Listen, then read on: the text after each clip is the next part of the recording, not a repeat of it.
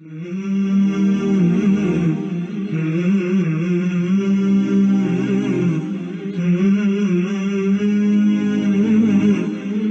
ultimate love of the creation, whether it be your own desires, your status, your fame, your money, your wealth, your family, what have you, or the love of the creator, they do not exist together, right? So one form of the love will ultimately expel or diminish the other form of the love. So having the love of the highest, the creator, is the most beneficial form that will help you live a most fulfilling life. So it's something to make a choice of, like, which love do we want to focus on, because eventually and ultimately one love will diminish and expel the other from your heart.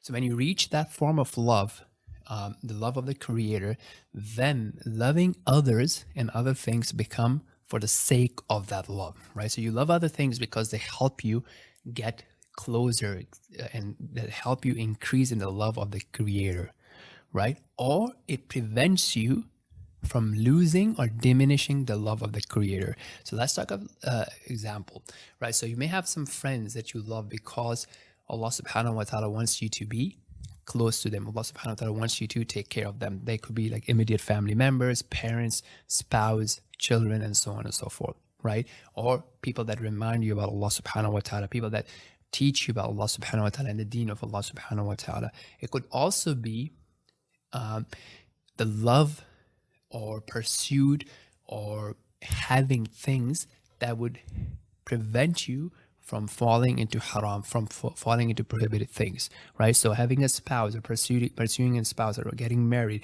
or having a good relationship with a spouse, having a good life with a spouse helps you to prevent you from zina, from falling into illegal or impermissible relationships in Islam. So your pursuit and your spending time and investing in your relationship with your spouse actually helps you from falling into haram relationships, which would have caused you to diminish or to decrease your love for Allah subhanahu wa ta'ala or his love for you. So you see how it becomes all aligned and how it becomes, in line, and it becomes eventually for the love of the creator, the one.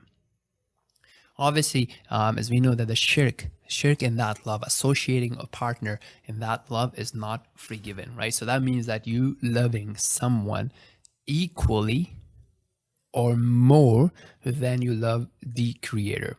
And that love could be for people, for fame, for status, for wealth, for assets, and also for your desires. So we see in Surah Al-Jathiyah, Allah subhanahu wa ta'ala says in verse number 23, أفرأيت من اتخذ إلهه هواه وأضله على علم وختم على سمعه وقلبه وجعل على بصره غشاوة فمن يهديه من بعد الله أفلا تذكرون.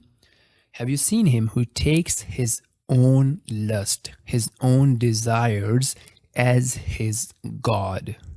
So his obedience, his submission, his following is only to his desires, right? And Allah subhanahu wa ta'ala says, and Allah left him astray and sealed his hearing and his heart and put a cover on his sight. So he's not able to see beyond that, right? His all concern and focus is his own desires. What would make him feel good? What would make him feel the enjoyment, and so on and so forth, right? And the verse continues, who then will guide him after Allah?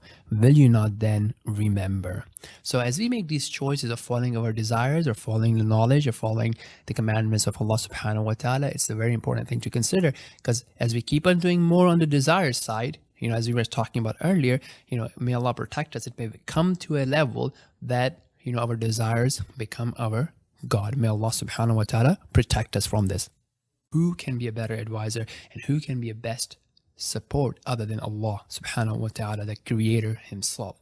So let's take a look at a beautiful hadith Qudsi, which is a narration by Prophet sallallahu alaihi wasallam, in which he's narrating from Allah subhanahu wa ta'ala. So this comes in Sahih al-Bukhari, and it's a part of a longer narration. We'll take part of that, in which the Prophet of Allah sallallahu alaihi wasallam has been reported to have said that Allah subhanahu wa ta'ala says, ما تقرب إلي عبدي بمثل أداء ما افترضت عليه ولا يزال عبدي يتقرب إلي بالنوافل حتى أحبه فإذا أحببته كنت سمعه الذي يسمع به وبصره الذي يبصر به ويده التي يبطش بها ورجله التي يمشي بها فبي يسمع وبي يبصر وبي يمشي ولئن سألني لأعطينه ولئن استعاذني لأعيذنه. So the translation of that goes like, whoever shows enmity towards someone devoted to me, someone an ally to me, someone an awali to me, I shall be at war with him. Right? So in that case, when you reach that status, your enemy becomes enemy of Allah subhanahu wa ta'ala. Right? Isn't that beautiful? Right? And Allah subhanahu wa ta'ala then mentions how does that happen. Allah subhanahu wa ta'ala says, my servant draws not near to me with anything more loved by me than the religious duties I have made obligatory upon him. So the best way, the fastest way, the most efficient way for us to get closer to Allah subhanahu wa ta'ala is to focus on the quantity and quality of the things that Allah subhanahu wa ta'ala has made obligatory on us, things that are compulsory, these things that are wajib, things that are fard upon us. And then to excel, Allah subhanahu wa ta'ala says, and my servant continues to draw near to me with voluntary deeds, with voluntary actions, so that I shall love him. Right? So he continues doing that to a point that Allah loves him. And when I love him, I am his hearing with which he hears, his seeing with which he sees, his hand with which he strikes, and his foot with which he walks. And if he were to ask something of me, I would surely give it to him. And if he were to ask me for refuge, I would surely grant it to him. So now think about this. The word that Hadith uses is wabi, right? So this word of ba, which some scholars have explained as to be as a companionship, meaning that Allah subhanahu wa ta'ala is with you when you're doing those actions, right? So Allah subhanahu wa ta'ala is with you with his support, with his aid, with his guidance, with his facilitation, and so on and so forth. So doesn't life becomes so beautiful? Because whenever you're taking a decision, imagine Allah subhanahu wa ta'ala is aiding you in taking the right decision, in choosing the right partners, in choosing the right friends, in choosing the right spouse, in choosing the right ventures for business and career or education or da'wah or activism or socialism, anything. Right? And if you think about some of the verses in Quran, which such as in Surah At-Tawbah, verse number 40, narrating that how the Prophet of Allah sallallahu alaihi wasallam was telling Abu Bakr radiallahu anh when they were in the cave, and the enemy, the mushrikeen, were chasing them to find them and to persecute them, and he tells them, look, la tahzan inna Allah ma'ana, do not be afraid, do not grieve, Allah subhanahu wa ta'ala is with us. Right? So if you have that sort of notion in your life, that sort of awareness, that sort of internalization of this concept in your life, that Allah is with you, is aiding you, supporting you in everything, and whatever happens to you is by the choice of Allah subhanahu wa ta'ala, and his choices for you are better than your plans for yourself. How perfect and how beautiful life would be. And then we have in Surah Al-Shu'ara that how Musa alayhi salam responds to his people, right? Kalla inna ma'iya rabbi sayahdin, right? And this is when he's faced with sea, ocean in front of him, and Pharaoh and his people chasing them behind them, right? So from a worldly perspective, 2 + 2 = 4. In materialistic perspective, you have destruction and death in front of you and behind you, right? But he can see beyond that, and he says, look, no, this will never happen. Allah will not let us go to waste, and Allah is with us and he will guide us. Right? And then Allah subhanahu wa ta'ala comforting Musa alayhi salam and his brother Harun alayhi salam, when they were being sent to Pharaoh, and they were concerned about what he will do to them. Allah subhanahu wa ta'ala says that, look, la takhafa innani ma'akuma asma'u wa ara. Do not fear. Verily, I am with you, hearing and seeing. So this is something that we can aim to get to, right? This is a higher form of love. And now, if we were to look at it from a different angle, look, the sweetness of faith, right? I mean, if you're not enjoying the sweetness of faith and the beauty of faith, there's a beautiful hadith in the Sahihain in which the Prophet of Allah sallallahu alaihi wasallam has been reported to have said that there are 3 qualities. Whoever has them will taste the sweetness of Iman, will taste the sweetness of faith. And these are the 3 qualities. Number 1, to love Allah and his messenger more than anyone else. Okay, to love a creation, a slave of Allah, only for the sake of Allah. And then thirdly, to abhor, to hate returning to disbelief after Allah has saved him from it, as he would hate to be thrown into the fire of hell. So number one, like, who do we have, pure love for? Who do we desire most? Who is our main focus? Allah and His Messenger and their pleasure, or someone else, right? Secondly, when we love people, is it because of Allah or some other reasons? And then thirdly, how much do we value faith, right? And a part of that is also, like, as we've talked about earlier, that disobedience and sins, and consistent on that, and not repenting and not stopping and not trying to give them up, can lead one to disbelief, right? So are we concerned about it, that hey, I really want to avoid going back to disbelief, right? And are we taking the measures for that? And then a beautiful ayah in Surah Al-Baqarah, verse number 165, Allah subhanahu wa ta'ala says, وَمِنَ النَّاسِ مَنْ يَتَّخِذُ مِن دُونِ اللَّهِ أَنْدَادًا يُحِبُّونَهُمْ كَحُبِّ اللَّهِ وَالَّذِينَ آمَنُوا أَشَدُّ حُبًّا لِلَّهِ. Right? And from mankind are some who have taken for worship other besides Allah.